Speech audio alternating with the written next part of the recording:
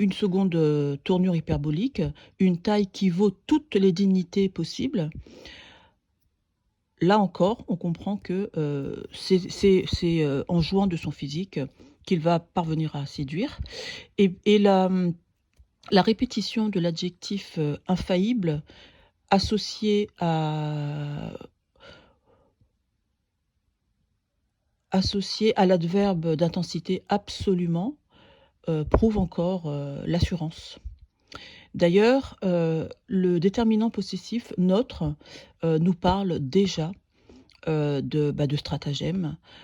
Déjà, enfin, on comprend que, Dorante et Dubois sont un couple, de complices. Dubois termine, la réplique par, une proposition juxtaposée, hein, après les 2 points et il va tout d'abord,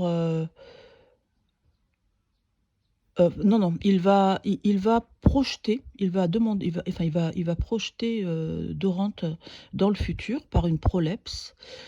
«Il me semble que je vous vois déjà en déshabillé dans l'appartement de madame». Donc, ici, la prolepse, nous montre, un futur proche et le déshabillé est le complément circonstanciel de lieu, dans l'appartement de madame, en déshabillé, dans l'appartement. Donc le complément circonstanciel de manière en déshabillé et le complément circonstanciel de lieu, montrent, évoquent une intimité, une relation, intime entre, de Dorante et Araminte.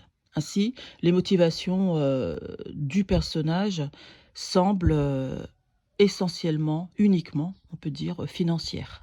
C'est ça, hein, la réalité sociale du XVIIIe siècle.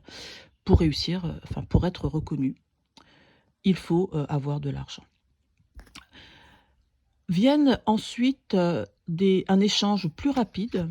Donc après les 2 premières répliques, des 2 personnages, on a, un échange très rapide de 5 répliques qui forment ce qu'on appelle, une stichométie, c'est-à-dire un échange très, très rapide.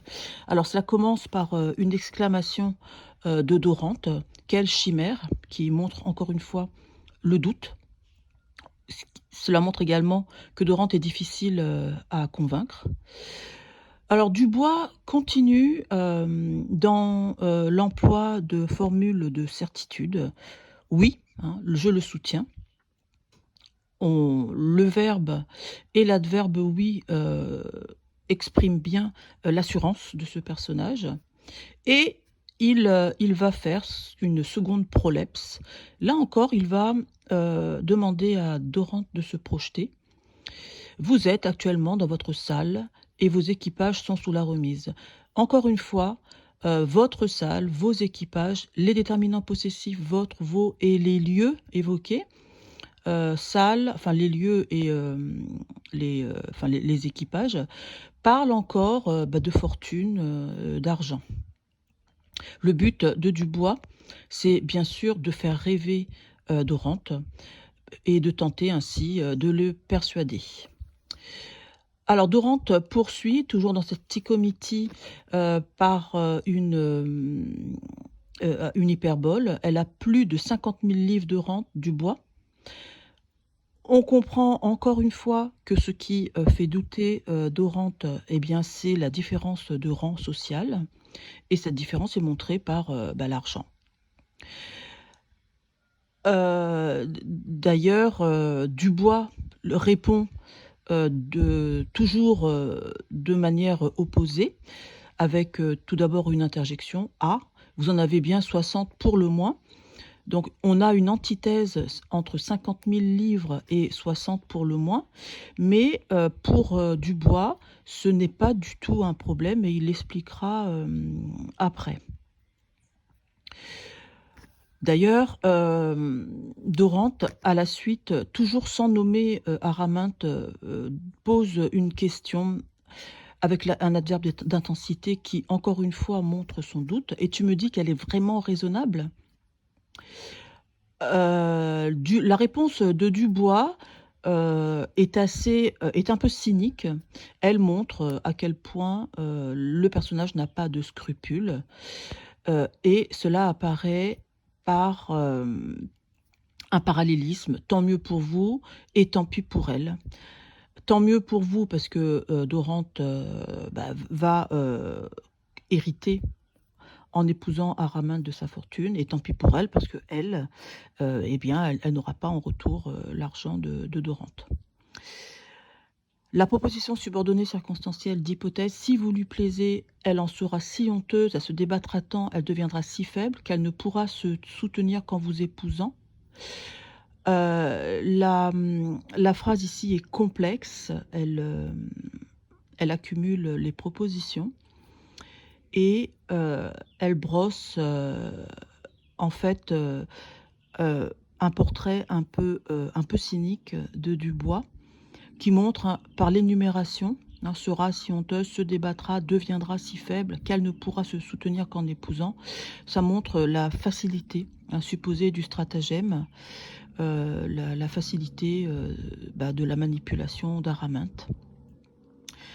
D'ailleurs, le champ lexical qui se développe, honteuse, débattra, deviendra si faible, ne pourra, montre, la fragilité, la vulnérabilité, de la femme qu'on va manipuler.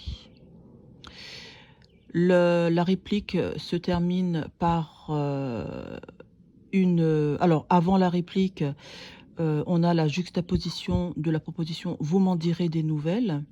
Là encore, le futur dans la réplique entière montre la certitude, de Dubois quant à la réussite, de son stratagème, et il termine par une question, «Vous l'avez vu et vous l'aimez?» Donc la question rhétorique vise ici à convaincre Dorante, de la pureté, de son acte et de ses intentions. Ici, Dubois nuance, la manipulation en y ajoutant un sentiment, ce qui permettrait, de ne pas, rendre cet acte, immoral. Cela nous mène à la troisième partie et dernière, c'est le stratagème, mais également, on découvre, enfin on apprend que, eh bien que Dorante aime manifestement Araminte. Sa réplique, met en évidence un changement de registre. On entre dans le registre tragique avec, le champ lexical de l'amour: «Je l'aime avec passion et c'est ce qui fait que je tremble». On retrouve ici, l'association de la passion, à la souffrance, «Je tremble». On sait d'ailleurs que le mot passion, vient du latin patere qui veut dire, souffrir. Alors à ce ton tragique de Dorante, s'oppose, un ton beaucoup plus léger, de Dubois, avec l'interjection «au», et le l'expression, oui, vraiment d'une grande désinvolture: «Vous m'impatientez avec vos terreurs». Le mot terreur reprend bien sûr, le verbe tremble et les effets, de la passion. Le vocabulaire de Dubois est beaucoup plus simple, beaucoup plus familier: «au» et «que diantre», et ses phrases sont beaucoup plus courtes et elles montrent, sa grande confiance. Un peu de confiance: «Vous réussirez, vous dis-je». Là encore, on note, que le futur marque, la certitude, du personnage. La gradation qui suit: «Je m'en charge, je le veux, je l'ai mis là». Nous sommes convenus de toutes nos actions et toutes nos mesures sont prises.